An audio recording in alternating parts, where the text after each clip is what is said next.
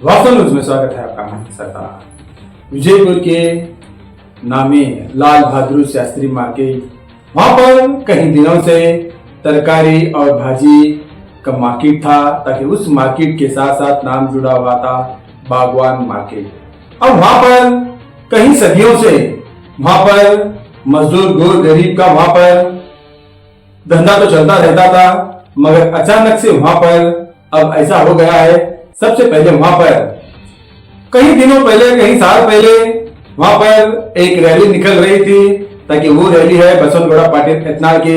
वहां पर कुछ पत्थरबाजी और कुछ वहां पर दंगा फसाद हो गया था। तब वहां पर उस रूट को जाने के लिए मना कर दिया था, ताकि कानून की पाबंदी लगाई गई थी।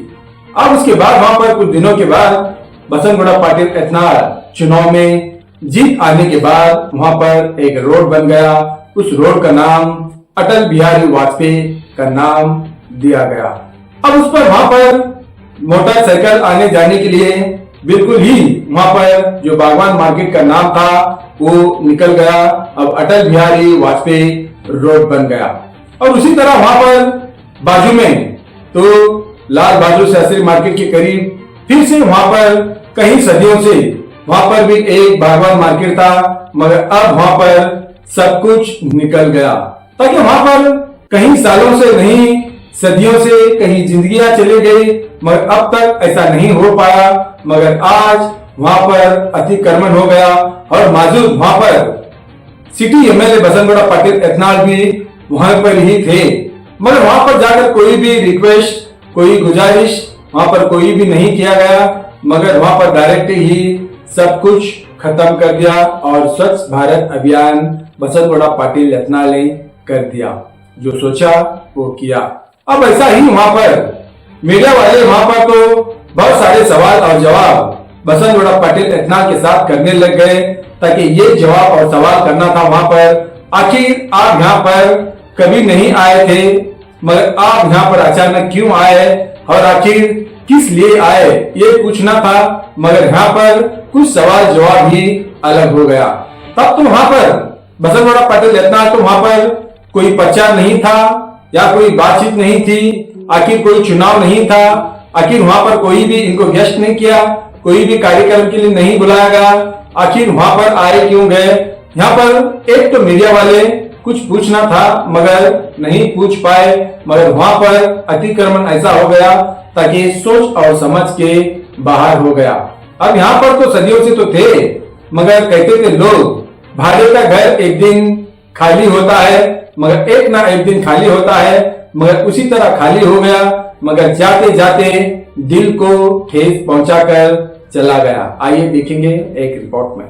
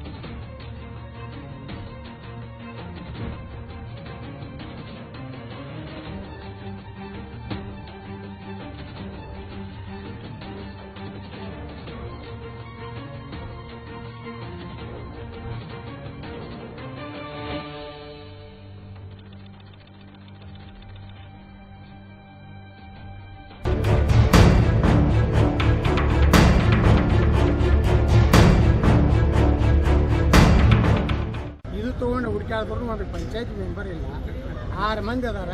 ಅವ್ರು ಒಂದಿಟ್ಟು ದುಡ್ಡು ಕೊಟ್ಟಿರ್ತಾರ, ಹಿಂಗೆ ಒಂದು ಟಚಕ್ಕೆ ಚುಚ್ಕೊಂಡು ಹಿಂಗೆ ಟಚಕ್ಕೆ ನೋಡ್ರಿ, ಅವ್ರು ಏನು ಬೇಕಾದ ಮಾಡಿ. ನಾವೇನು ತಲೆ ಕೊಡ್ಸೋಣ, ನೀನು ಒಮ್ಮೆ ಹೇಳಿಬಿಟ್ಟಿಲ್ಲ. ನೀವು ಏನು ಶಿಫಾರಸು ಮಾಡ್ತೀರಿ ಕೋರ್ ಕಮಿಟಿಗೆ ಏನು ಬೇಕಾದ ಮಾಡ್ತೀವಿ. ನಾವು ವಕಫ್ ಹೋರಾಟವನ್ನು ಬಿಡುವುದಿಲ್ಲ. ಪ್ರಧಾನಮಂತ್ರಿಗಳು ಹೇಳ್ದಂಗೆ ವಂಶವಾದ ಭ್ರಷ್ಟಾಚಾರ ರಾಜಕಾರಣಿಗಳ ವಿರುದ್ಧ ನಮ್ಮ ಪಕ್ಷದ ಸ್ವಪಕ್ಷದಲ್ಲಿರಲಿ ವಿರೋಧ ಪಕ್ಷದಲ್ಲಿ ನಾವು ಹೋರಾಟ ಮಾಡ್ತೀವಿ. ನಾವು ಸಿದ್ದರಾಮಯ್ಯ DK ಶಿವಕುಮಾರ್ ಅವರಿಗೆ ಇನ್ವೆಸ್ಟ್ಮೆಂಟ್ ಇಲ್ಲ. ಇನ್ವೆಸ್ಟ್ಮೆಂಟಿಂದ ನಮ್ಮ ಸಕ್ಕರೆ ಕಾರ್ಖಾನೆಗೆ ತೊಂದರೆ ಕೊಡ್ತಿರಲಿಲ್ಲ. ನನ್ನ ಮೇಲೆ 42 ಕೇಸುಗಳನ್ನು ಸಿದ್ದರಾಮಯ್ಯ DK ಶಿವಕುಮಾರ್ ಹಾಕ್ತಿರಲಿಲ್ಲ. ವಿಜಯೇಂದ್ರ ಮ್ಯಾಗ ಒಂದು ಕೇಸ್ ಹಾಕಿಲ್ಲ. ಯಡಿಯೂರಪ್ಪನವ್ರದ್ದು ಇನ್ನೂ ಎಷ್ಟೋ ಗಂಭೀರ ಪ್ರಕರಣ ಇದ್ರು ಇನ್ನೂ ಮುಚ್ಚಿಟ್ಟಿದ್ರು.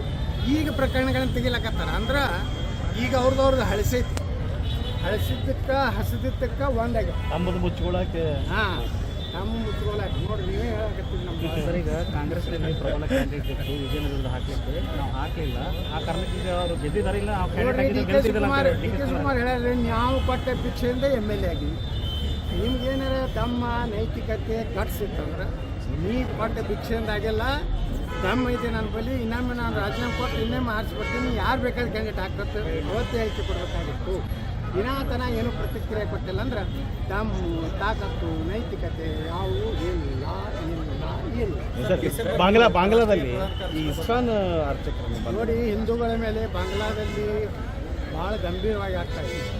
ನಾವು ಈಗ ಇಲ್ಲಿ ದೇಶನಾಗ ಒಂದು ಮಾನವ ಹಕ್ಕು ಆಯೋಗ ಐತೆ. ಅವ್ರೇನು ಕತ್ತಿ ಕೇಳಕತ್ತಾರ? ವಿಶ್ವದ ಒಂದು ಮಾನವ ಹಕ್ಕು ಐತಿ, ವಿಶ್ವಸಂಸ್ಥೆ ಐತಿ.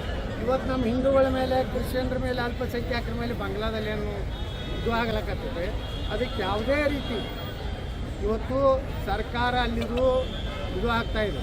ಅದಕ್ಕೆ ಬಾಂಗ್ಲಾಕ್ಕೆ ಕೊಡುವಂಥ ಎಲ್ಲ ನೆರವುಗಳನ್ನು, ಎಲ್ಲ ಸಹಾಯವನ್ನು ಭಾರತ ಬಂದ್ ಮಾಡಬೇಕಂತ ನಾನು ಆಗ್ರಹ ಮಾಡ್ತೀನಿ. ಸ್ವಾಮೀಜಿ ವಿರುದ್ಧ ಈಗ ಅವರು ಬಂಧನ ವಿರುದ್ಧ ಮತ್ತೆ ತಪ್ಪು. ಸೈಯದ್ ಅಬ್ಬಾಸ್ ಸ್ವಾಮೀಜಿಯವರು ಅವರಿಗೆ ಇವ್ರೇನು ಈ ದೇಶದ ಅನ್ನ ತಿಂದು ನೀರು ಕುಡಿದು ಪಾಕಿಸ್ತಾನ ಹುಟ್ಟಕೊಂಡು ಮಾತಾಡ್ತಾರಲ್ಲ, ಅದಕ್ಕೆ ಅವ್ರು ಹೇಳಿದ್ದಾರೆ. ಬಾಬಾ ಸಾಹೇಬ್ ಅಂಬೇಡ್ಕರ್ ಈಗ ಪಾಕಿಸ್ತಾನದಾಗ ಮತದಾನ ಹಾಕೈತೇನ್ರಿ ಹಿಂದೂಗಳಿಗೆ ಕ್ರಿಶ್ಚಿಯನ್ರಿಗೆ ಪಾಕಿಸ್ತಾನದಲ್ಲಿಲ್ಲ, ಅಫ್ಘಾನಿಸ್ತಾನದಲ್ಲಿಲ್ಲ. ಈ ರೀತಿ ಇದ್ದಾಗ ನಮ್ಮಲ್ಲಿ ಯಾಕೆ ಅನ್ನೋಂಥ ಪ್ರಶ್ನೆ ಮಾಡ್ಯಾರ ಅವರು. ಸ್ವಾಮೀಜಿಯಾಗಿ ಹಿಂದೂಗಳ ಪರವಾಗಿ ಮಾತಾಡಿದ್ದಕ್ಕೆ ನಾನು ಅಭಿನಂದನೆ ಸಲ್ಲಿಸ್ತೀನಿ. ಅವರ ಪ್ರಕರಣವನ್ನು ವಾಪಸ್ ತಗೋಬೇಕು. ಇಲ್ಲಾಂದರೆ ಇಡೀ ಒಕ್ಕಲಿಗ ಸಮುದಾಯ ಸರ್ಕಾರವನ್ನು ಕೇಳಬೇಕು. ಭಾಳ ಸ್ವಾಭಿಮಾನಿ ವ್ಯಕ್ತಿ ಅದಲ್ಲ DK ಶಿವಕುಮಾರ್. ಮಾತಾಡಲಿ ಇವತ್ತು ಒಕ್ಕಲಿಗರು ಒಬ್ಬ ಸ್ವಾಮಿಗಳ ಬಗ್ಗೆ ಇವತ್ತು ಕೇಸ್ ಹಾಕ್ಯಾರ. ಇದ್ರ ಬಗ್ಗೆ ಇಲ್ಲ ಸ್ವಾಮೀಜಿ ಆ ರೀತಿ ರಾಜಕೀಯದ ಯಡಿಯೂರಪ್ಪನವರ ಪಾಪ ರಾಜಕೀಯ ನಿವೃತ್ತಿ ಆಗ್ಯಾರ. ಯಡಿಯೂರಪ್ಪ ಅವ್ರ ಮ್ಯಾಗ ಕ್ರಮ ತಗೋಬೇಕಾಗ್ತದೆ. ತಮ್ಮ ಟೀಮ್ ವಿರುದ್ಧ ಮತಿ ಪ್ರಮಾಣ ಆಗಿದೆ ಅಂತೇಳಿ ಅವರು ನೀವು ಲಪೋಟ ನನ್ನ ಮಕ್ಕಳು ನಮಗೆ ಚಲೋ ಏನಾರ ಮಾನ ಮರ್ಯಾದೆ ಸರ್ ಬಿಜೆಪಿಗೆ ನಾವು ಮೀಡಿಯಾದಾಗ ಹೆಸರು ಬರ್ತದೆ. ಯಾಕಂದ್ರೆ ರಕ್ತ ಚಳವಳಿ ಅಂತ ರಕ್ತ ಚಳವಳಿ ಮಾಡ್ತೀವಿ. ಈ ರೀತಿ ಅಲ್ಲಿ ಎಷ್ಟು ಮಂಡ್ಯದಾಗ ಎಷ್ಟು MLA ಆರ್ಚ್ ಕಳ್ಸ್ಯಾರ ರಕ್ತ ಚಳವಳಿ. 6 ಮಂದಿ ಇದ್ರಪ್ಪ. ನೀವು ಹೈಲೈಟ್ ಹೊಡೆದ್ರೆ ನಾವು ಚಂತಾನ ಭಾರಿ ರಕ್ತ ಅದು ಯಾವ ರಕ್ತ ಐತೆ ಗೊತ್ತಿಲ್ಲ. ಅವ್ರದ್ದೇ ರಕ್ತ ಇತ್ತು, ಮತ್ತೆ ಯಾವ್ದಾರ ರಕ್ತ ಇತ್ತು. ಅವರು ಒಂದು ಗ್ರಾಮ ಪಂಚಾಯತಿಗೆ ಆರ್ಚ್ ತಂದಿಲ್ಲ ಅಲ್ಲಿ ಮಂಡ್ಯದವ್ರು. ಸ್ವಲ್ಪ ನಿಂತವ್ರಿ. ಅವ್ರಿಗೇನು ನೈತಿಕತೆ ಐತಿ? ನನ್ನ ಬಗ್ಗೆ ಮಾತಾಡ್ತಾರೆ. ಮೊದಲು ಒಂದು 4 ಮಂಡ್ಯದಾಗ ನಮ್ಮ ವಿಜಯೇಂದ್ರನ ಅಪ್ಪನ ಊರ ಬುಕ್ಕನಕೆರೆ ಮಂಡ್ಯದಾಗ ಐತಿ. ಆ ಬುಕ್ಕನಕೆರೆದಾಗ ಗ್ರಾಮ ಪಂಚಾಯತ್ ಮೆಂಬರ್ ಎಲ್ಲ ನನಗೆ ರಕ್ತದ ಪತ್ರ ಬರೀತಾರೆ. ಉದ್ದೇಶ ಏನು ಸರ್ ಇಷ್ಟೆಲ್ಲ ಮಾಡೋದು? ದೇಶ ಅಲ್ಲಿ ನೋಡ್ರಿ ಮಂಡ್ಯದಾಗ ರಕ್ತದ ಬರೀಲಕತ್ತಾರ. ಶಿವಮೊಗ್ಗದಾಗೆ ಬರೋದಿಲ್ಲಲ್ಲ. ಶಿವಮೊಗ್ಗದ ಬರೆದ್ರೆ ಒಂದು ಔಚಿತ್ಯ ಐತಿ. ಎಲ್ಲರೂ ಯತ್ನಾಳ್ ಒಬ್ಬನೇ ಕರೆದು ಒಳಗೆ ತೋರಿಸಿ ಯತ್ನಾಳಿಗೆ ಮುಂದೆ ಆಸೆ ಹಚ್ಚಿ ಪ್ರಧಾನಮಂತ್ರಿ ಮಾಡ್ಕೊತ ಸುಳ್ಳು ಏನಾದ್ರು ನನಗೇನು ಅಧ್ಯಕ್ಷ ಆಗೋದು ಮುಖ್ಯಮಂತ್ರಿ ಆಗೋದು ಗೊತ್ತಿಲ್ಲ. ಆದರೆ ಪಕ್ಷಕ್ಕೆ ಒಳ್ಳೇದಾಗ್ತದೆ ಮಾತಾಡ್ತಾರೆ. ಎಲ್ಲ ನಾವು ಆ್ಯಕ್ಷನ್ ತೊಗೊಳ್ಬೇಕಂದ್ರೆ ಅವ್ರಿಗೆ ಅಧಿಕಾರಕ್ಕೆ ಅವ್ರು ಮಾಡ್ತೀವಿ. ವಿ ಸೋಮಣ್ಣ ಅವ್ರನ್ನೇ ಹೊಂದಾಣಿಕೆ ಕರ್ಕೊಂಡು ಬರ್ತಾರೆ. ರಾಜ್ಯ ರಾಜಕಾರಣಕ್ಕೆ ನಾವು ಕರ್ಕೊಂಡು ಬರಲಿ. ಸೋಮಣ್ಣ ಕರ್ಕೊಂಡು ಏನು ಬ್ಯಾಡ ಇದ್ದೀವಿ. ಸೋಮಣ್ಣ ಅವ್ರು ಬಂದರು ಈ ಉತ್ತರ ಕರ್ನಾಟಕ ನಮ್ದು ಬೇಕಿಲ್ಲ ಸಹಾಯ. ಏನು ವಿಜಯೇಂದ್ರ ಮ್ಯಾಗ ಸೋಮಣ್ಣ ಮಾಡ್ತಾರೆ. ಸೋಮಣ್ಣನ ಕೆಡೋಕೆ ಇಡೀ ಅಪ್ಪ ಮಕ್ಕಳೇ ಎಷ್ಟು ದುಡ್ಡು ಕಳಿಸ್ಯಾರ ಅವ್ರಿಗೆ ಸೋಮಣ್ಣವರು ಹೇಳಾರ ಅವ್ರಿಗೆ ಕೇಳಿ ಸರ್ ಈಗ ವಿಜೇಂದ್ರ ಅವರು ಟೀಮ್ ಮಾಡಿದ್ದಾರೆ ಸರ್. ತುಮಕೂರು ಲೋಕಸಭಾ ಸೋಲಿಸಲಿಕ್ಕೆ ಎಷ್ಟು ದುಡ್ಡನ್ನು ವಿಜೇಂದ್ರ ಯಡಿಯೂರಪ್ಪ ಕೊಟ್ಟು ಕಳಿಸಿದ್ರು ಅನ್ನೋಂಥದ್ದನ್ನು ಸೋಮಣ್ಣವರೇ ಹೇಳ್ಯಾರ. ಅವ್ರಿಗೆ ಇನ್ನೊಮ್ಮೆ ಪುನರುಚ್ಚಿಸ್ತೀನಿ. ಅವ್ರ ಮ್ಯಾಗ ನಿಮ್ಮ ಕರ್ಮ ಇಲ್ಲ, ನೀವು ಅಧ್ಯಕ್ಷ ಆಗಿ ಬಂದಿರ್ಬೇಕು, ಅವ್ರ ಮ್ಯಾಗ ಏನು ಕ್ರಮ ತಗೋತಾರೆ ಅದನ್ನು ನಾ ಪ್ರಶ್ನೆ ಮಾಡ್ತೀನಿ. ಸರ್ ಈಗ ವಿಜೇಂದ್ರ ಅವರು ಒಂದು ಟೀಮ್ ಮಾಡಿ ರಾಮಲಿಂಗಾರೆಡ್ಡಿ ಮತ್ತು ರೇಣುಕಾಚಾರ್ಯ ಮಾಡಿ ಬಿಡ್ರಿ ಅಂತ ಅವ್ರ ಅಪ್ಪನಂತ ರ್ಯಾಲಿ ಮಾಡ್ತೀವಿ ಸುಮ್ಮನೆ ನೋಡ್ರಿ ನೋಡಿ